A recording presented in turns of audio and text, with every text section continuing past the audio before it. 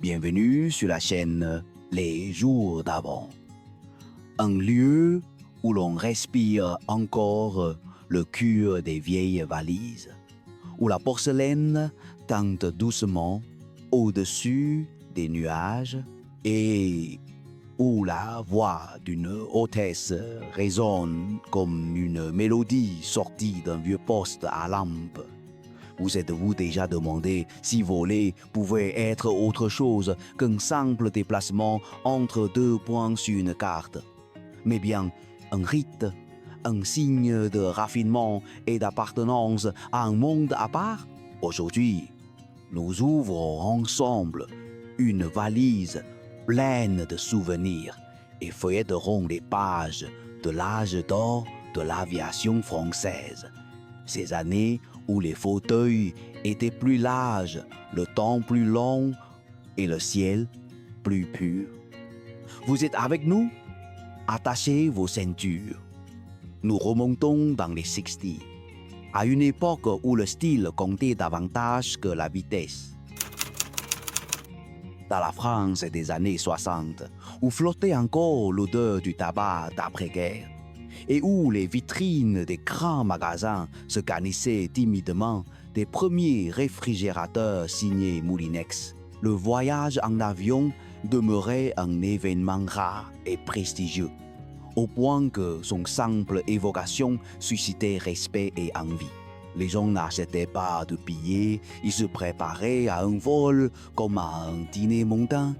Costumes fraîchement repassés, parfums Guerlain, chaussures neuves, appareil photo Kodak à la main pour immortaliser l'instant devant l'hélice ou la turbine. Les passagers des vols Air France n'étaient pas des touristes de hasard, mais plutôt des visages habitués aux courbettes protocolaires, aux cocktails diplomatiques, aux bons champagnes, artistes, ambassadeurs, industriels à succès. Professeurs en route vers un congrès ou parfois héritiers de grandes familles, inclinant poliment la tête devant l'hôtesse, comme si saluait une serveuse du Maxims. Ceux qui prenaient l'avion appartenaient à un monde où la destination comptait moins que la manière de tenir son verre. Les billets ne s'achetaient pas sur une application en 2 clics, ils étaient réservés dans des agences avec une carte posée sur la table, des brochures épaisses et un appel depuis un téléphone à cadran. Sur le mur, une map monde aux fiches colorées dessinait les itinéraires. Sur le bureau, un stylo plume au capuchon doré signait le départ. Le billet Paris-New York coûtait parfois aussi cher qu'une Citroën de CV. Et cela semblait naturel, car il ne s'agissait pas de transport, mais de statut. Et puis venait le jour du départ. Un taxi Citroën DS s'arrêtait devant Orly, les bagages soigneusement déposés sur un chariot verni.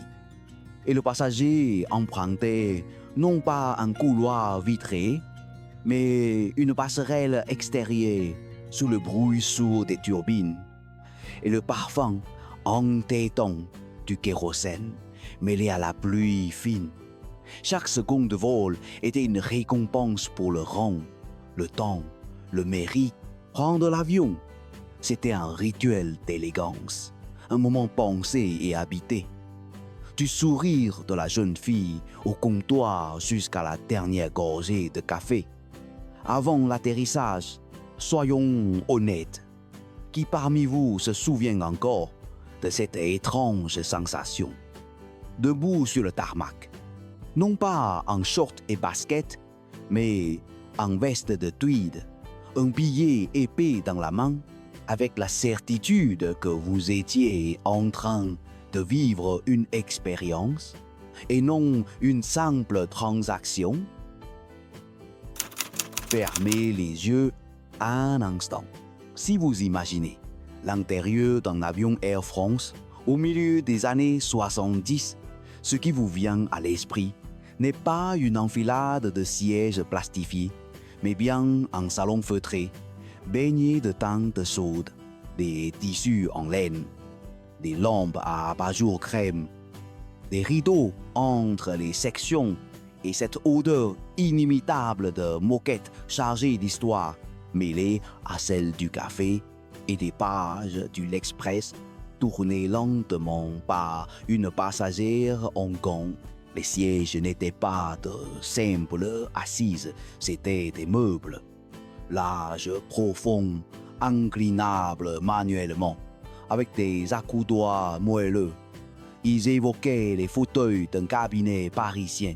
Entre eux, de véritables petites tables pour poser un verre, une assiette ou même un jeu d'échecs. On n'était pas compressé entre deux inconnus. On était invité avec sa bulle d'intimité et de confort. Chaque place était un territoire. Parfois, une petite composition florale décorait discrètement un coin de la cabine, comme vous rappelez que vous n'étiez pas au-dessus de l'Atlantique, mais dans le hall du Lutetia, en attente d'un apéritif.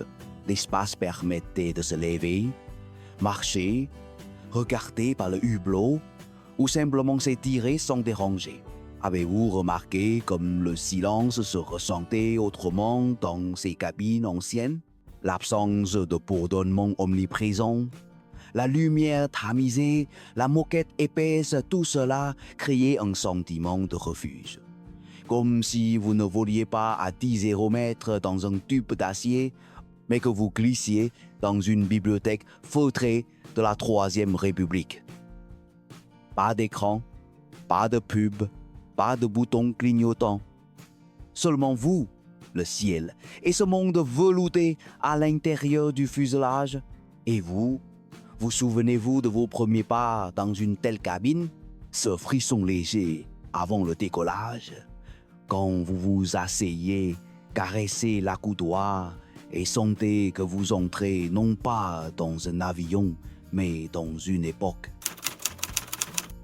Il existe une légende, et elle est largement fondée, selon laquelle les passagers de première classe d'Air France dans les années 70 ne se contentaient pas de manger à bord, mais participaient à une véritable mise en scène gastronomique, avec pain chaud, vaisselle en porcelaine, serviettes en tissu et une présentation digne d'un restaurant du 6e arrondissement.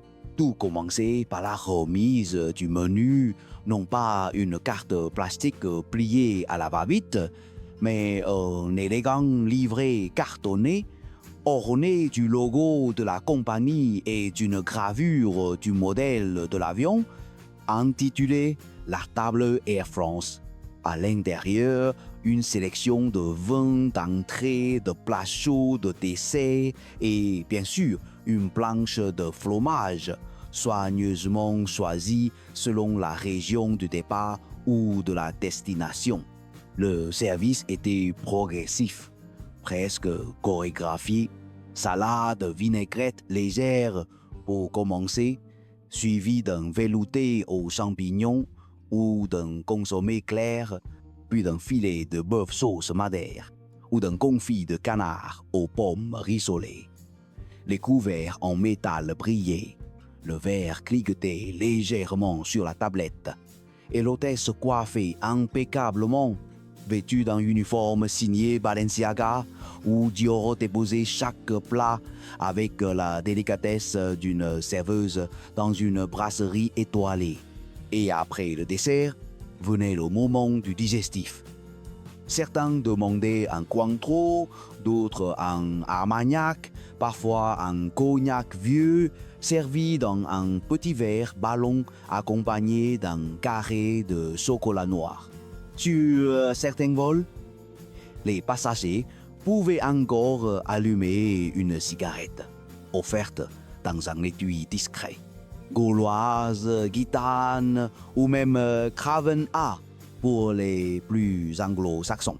Ce n'était pas un simple repas, c'était un hommage, une déclaration culturelle, une façon de dire « Vous êtes ici chez vous, au-dessus du monde », dans un espace où le raffinement français ne s'arrête pas au sol. Et certains, aujourd'hui encore, conservent chez eux ces menus légèrement jaunis, témoin d'un instant suspendu où l'on pouvait dîner dans les nuages comme au train bleu.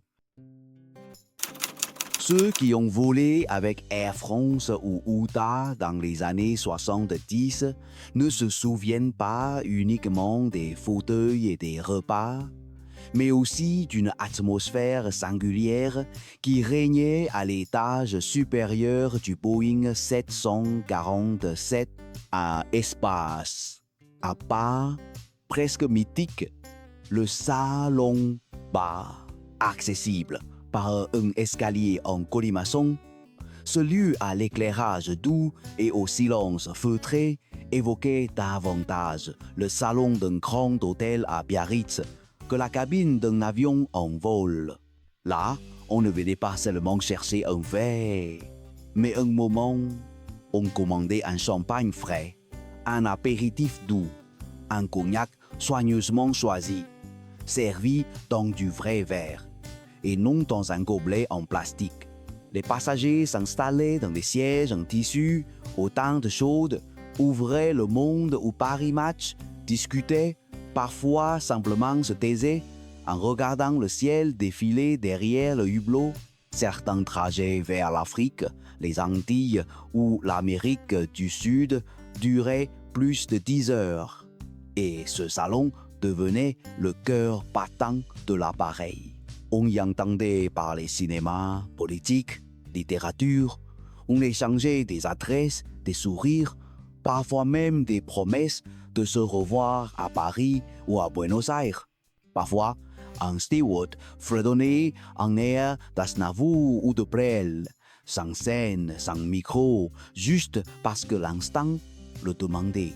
Chez UTA, notamment sur les longues lignes vers Abidjan ou Fort-de-France, ce type d'espace était pensé non pas comme un luxe, mais comme une évidence culturelle, un prolongement naturel de l'art de vivre français.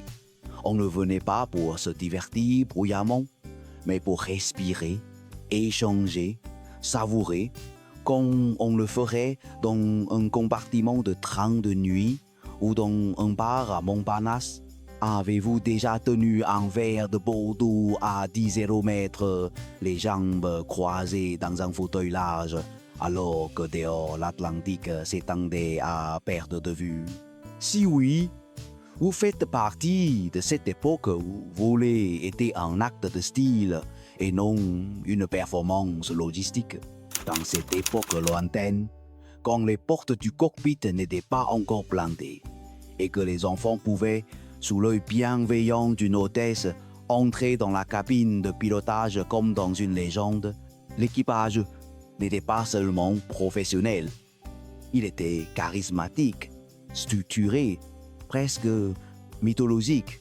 Sur les volants courriers des France et de l'UTA, l'équipe technique se composait souvent de 4, parfois 5 membres.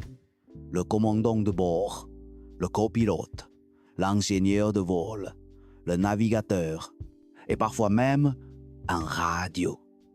Chacun avait sa place, son rôle, sa responsabilité. Rien n'était automatisé.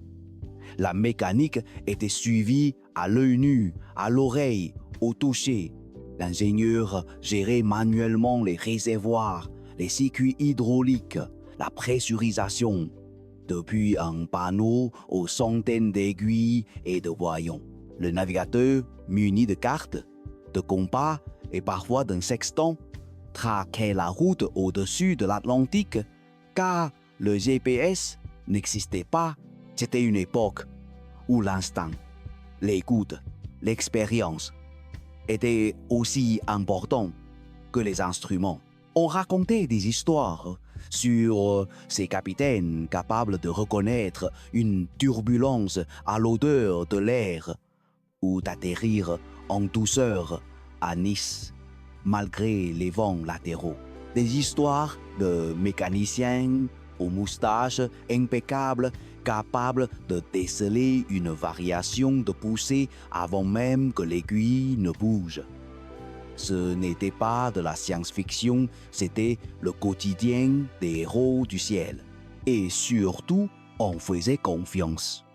Parce que on savait que au-delà de la porte, il y avait des humains, non pas des systèmes, des hommes debout, attentifs, passionnés, qui avaient fait de l'aviation non pas un métier, mais une forme d'art. Et quand on décollait, on se disait en silence, « Je suis entre de bonnes mains, je suis entre des mains françaises. » Il y avait ce moment bien particulier, juste après le café.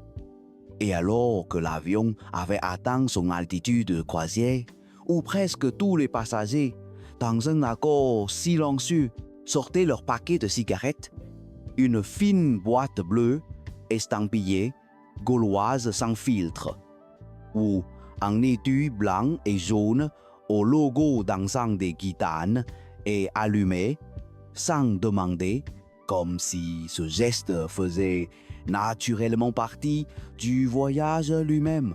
Fumer à bord n'était pas un acte toléré, mais attendu, intégré, prévu. Chaque accoudoir possédait un petit cendrier en métal, parfaitement poli. Et il n'était pas rare que l'hôtesse, avec grâce, vous le présente en même temps qu'un digestif. Le fumet du tabac se mêlait alors au parfum des sièges en tissu, à l'arôme du cognac et au cuir discret des cabines en nuages suspendus, familier et presque poétique. Il existait même une hiérarchie implicite dans les marques gauloises pour les intellectuels, les journalistes, les lecteurs de combat, guitanaises pour les artistes, les poètes, les amoureux de Piaf ou de Ferré, Craven A ou Lucky Strike pour les plus cosmopolites. Certaines compagnies, Air France incluses, offraient encore des cigarettes en vol dans un petit étui estampillé du logo ailé comme un souvenir autant qu'un service. Personne ne s'en plaignait vraiment. Ceux qui ne fumaient pas se contentaient de se déplacer ou de tolérer cette brume ambiante comme on supporte le parfum d'un jardin au printemps, envahissant mais vivant. Le ciel avait alors une odeur, une texture, une présence. Et si aujourd'hui les lois ont banni la fumée des cabines, il reste dans certains vieux appareils le vestige discret d'un cendrier scellé, témoin d'un temps où fumer n'était pas un crime, mais un signe de maturité, de calme, de conversation. Et vous souvenez-vous de cette gorgée de café noir, suivie d'un allumage de gitanes au-dessus du Sahara, tandis que le soleil inondait la cabine d'une lumière dorée? Aujourd'hui, même les passagers de classe affaires peuvent embarquer en basket et en sweatshirt, mais dans la France des années 60 et 70, prendre l'avion relevait d'un événement qui méritait une tenue. Homme en costume gris, clair, cravate fine, chaussures cirées, femme en tailleur chic, chaussures à talons, sac en cuir, foulard Hermès noué avec soin. Chaque passager devenait acteur d'une scène où l'élégance était le premier des passeports. On ne s'habillait pas pour arriver, mais pour partir. On voulait laisser une impression dès l'embarquement. Et les hôtesses, elles, devenaient l'incarnation même du style français.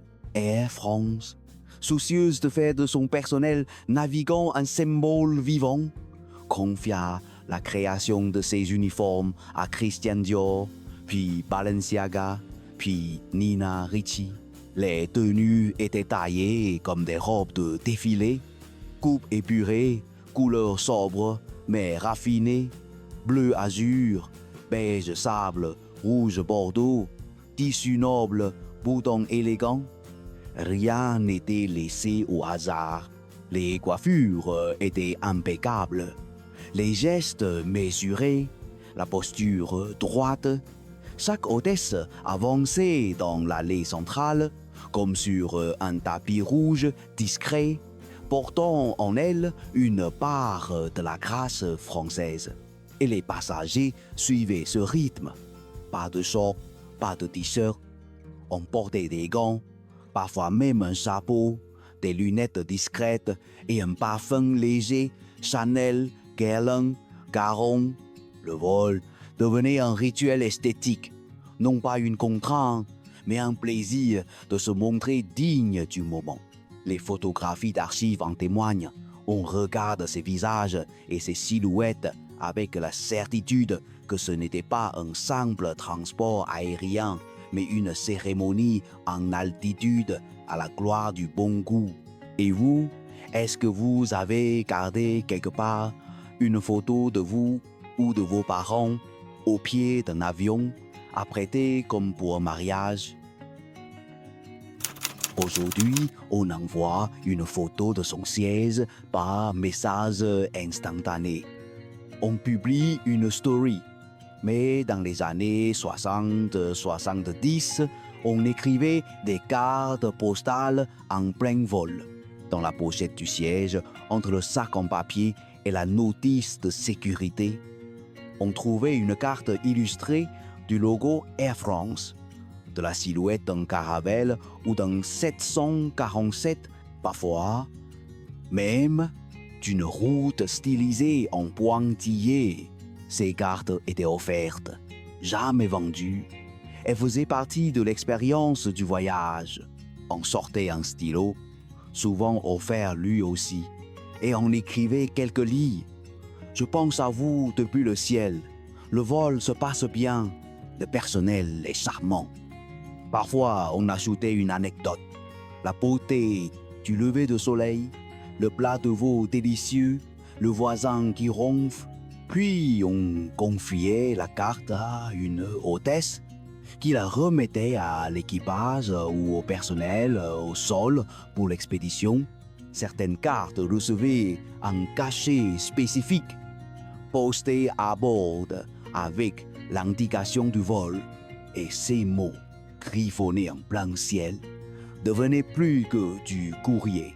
Un signe tangible que quelqu'un pensait à vous là-haut entre deux continents.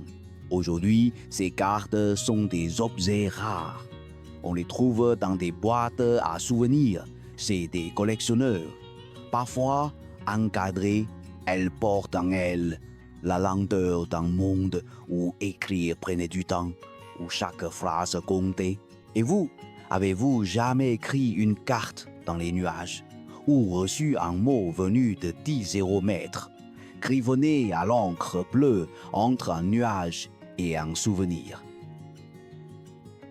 À une époque où les passerelles vitrées n'avaient pas encore envahi les terminaux, embarquer dans un avion en France signifiait marcher sur le tarmac, valise à la main ou chapeau bien maintenu, sous le souffle des turbines et le ciel capricieux d'Orly, de Toulouse ou de Nice, au plus proche de la machine qui allait bientôt s'élever. Les passagers traversaient l'espace à ciel ouvert, frôlant presque le fuselage brillant d'un Caravelle ou d'un Boeing 707, enveloppés dans l'odeur pénétrante du carburant et le bourdonnement sourd des moteurs en veille. Rien ne séparait l'homme de la machine. On montait à bord, non pas comme dans un train, mais comme dans un navire sur le départ, conscient que chaque pas nous éloignait de la terre. L'escalier mobile, souvent blanc avec le logo rouge et bleu de Air France, avait des allures de scène théâtrale. C'était là que tout commençait. Monter ces marches, c'était comme gravir les premières marches d'un hôtel particulier, avec un mélange de respect, d'élégance et d'anticipation.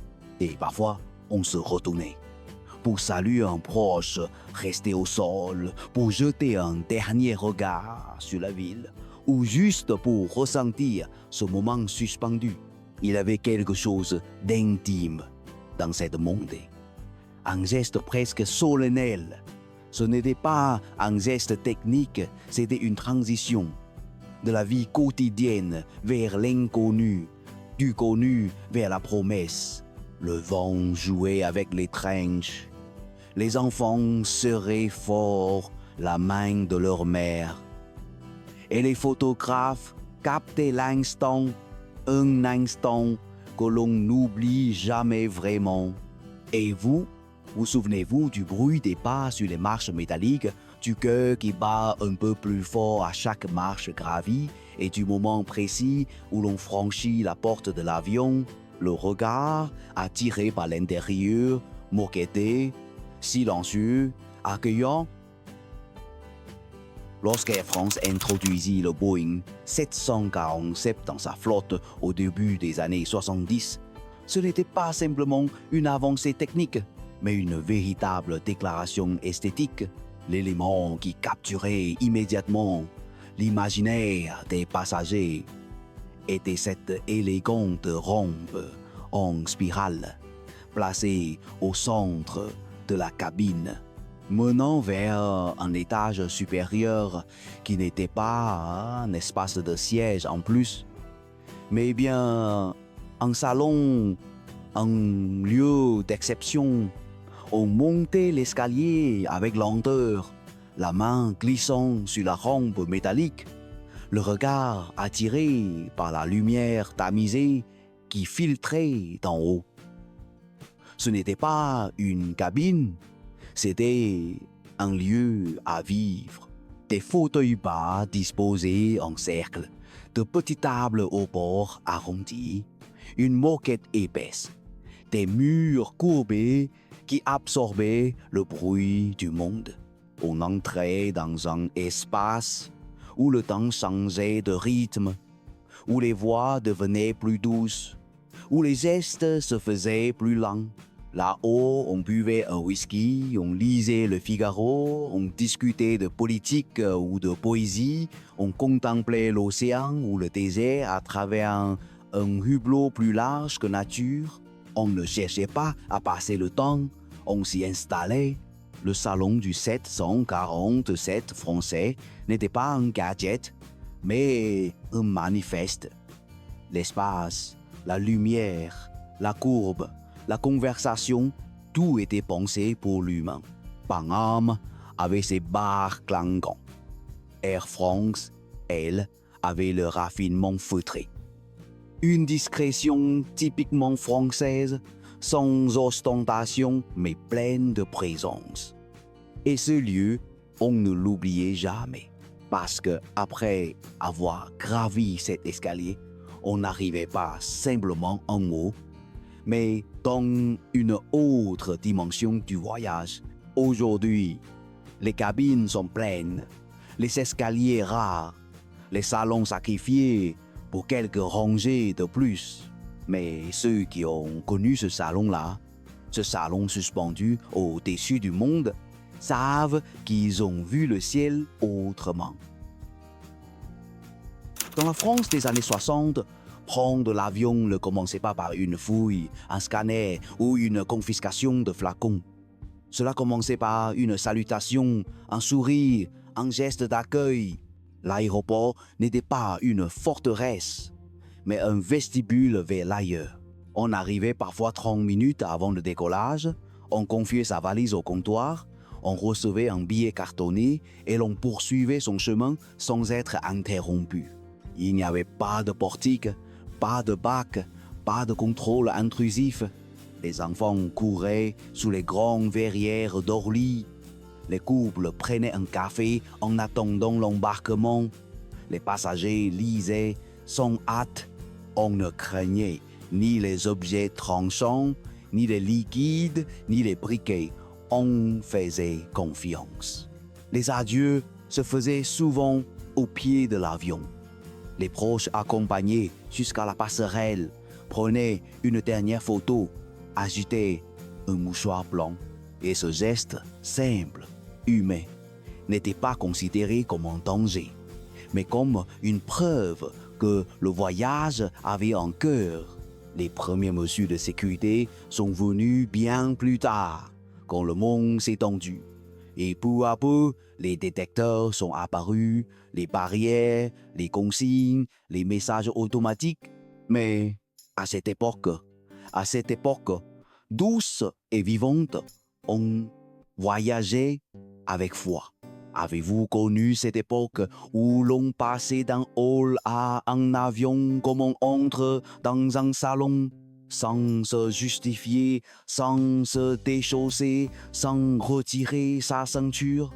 Cette époque où voler signifiait être accueilli, pas suspecté?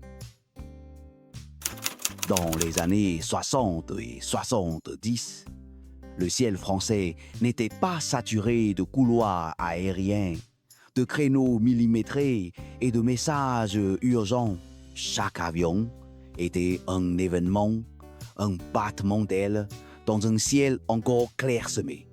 Un moment que l'on attendait comme on attend un train de nuit ou une lettre venue de loin.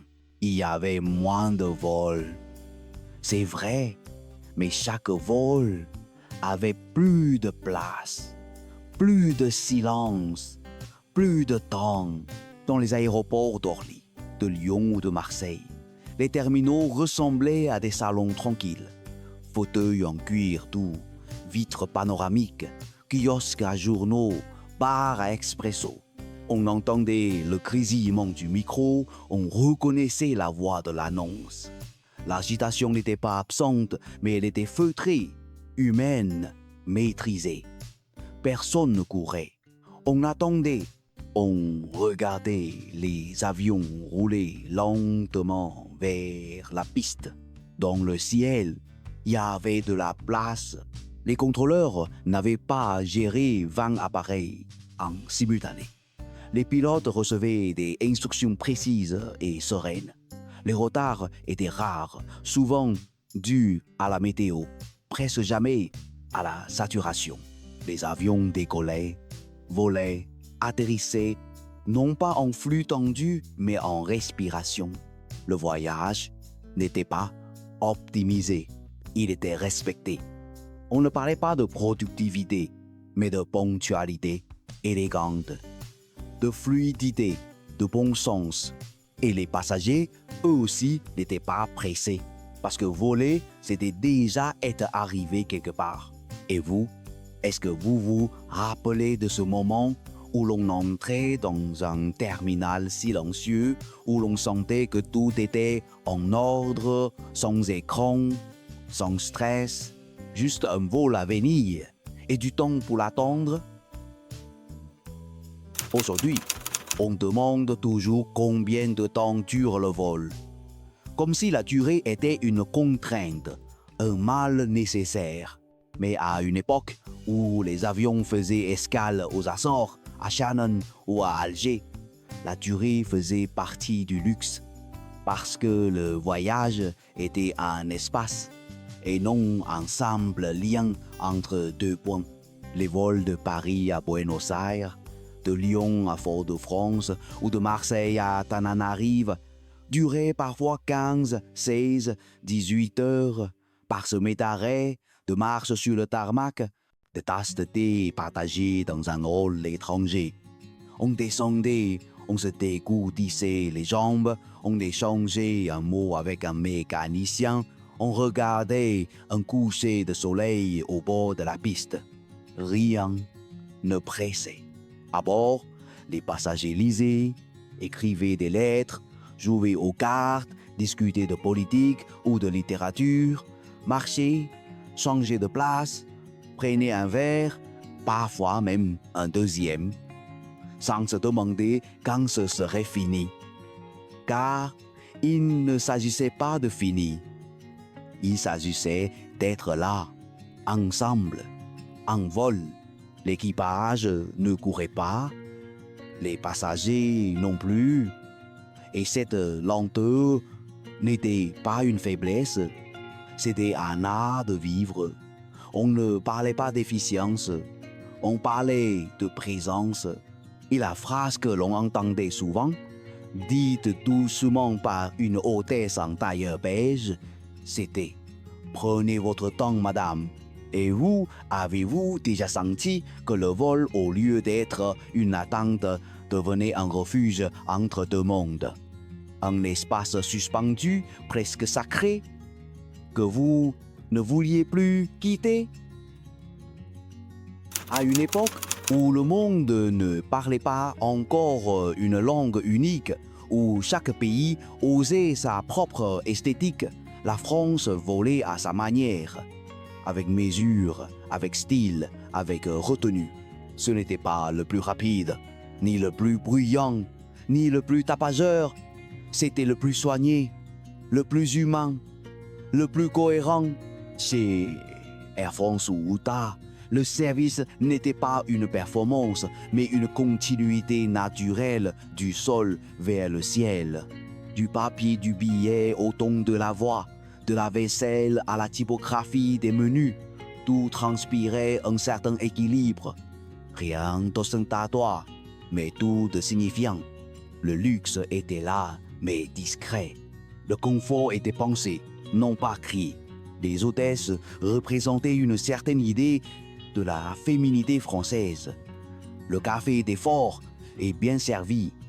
Le fromage était local. Le vin adapté. On ne disait pas premium, on disait première classe. Et surtout, on ne cherchait pas à copier. On cultivait sa singularité.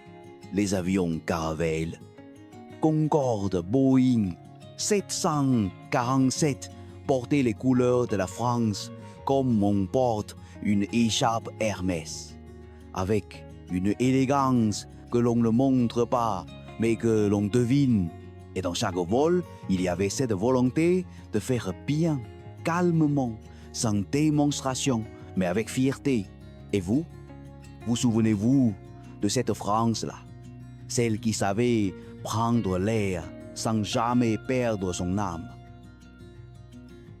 Il y avait quelque chose de profondément émouvant à se replonger avec vous dans cette époque où la France savait voler avec grâce, lenteur et raffinement.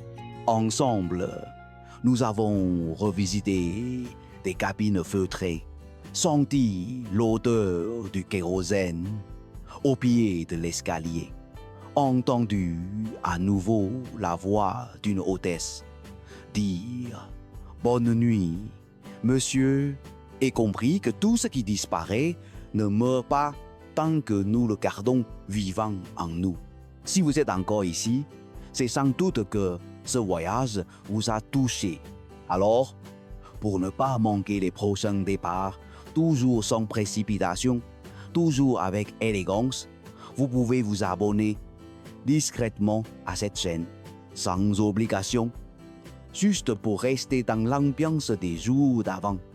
Et si vous aussi avez un souvenir, un détail, une image que vous aimeriez partager, écrivez-le en commentaire. Et si cette vidéo vous a fait sourire, laissez un petit j'aime. C'est notre façon à nous de savoir que vous êtes là et que vous aussi, vous n'avez rien oublié.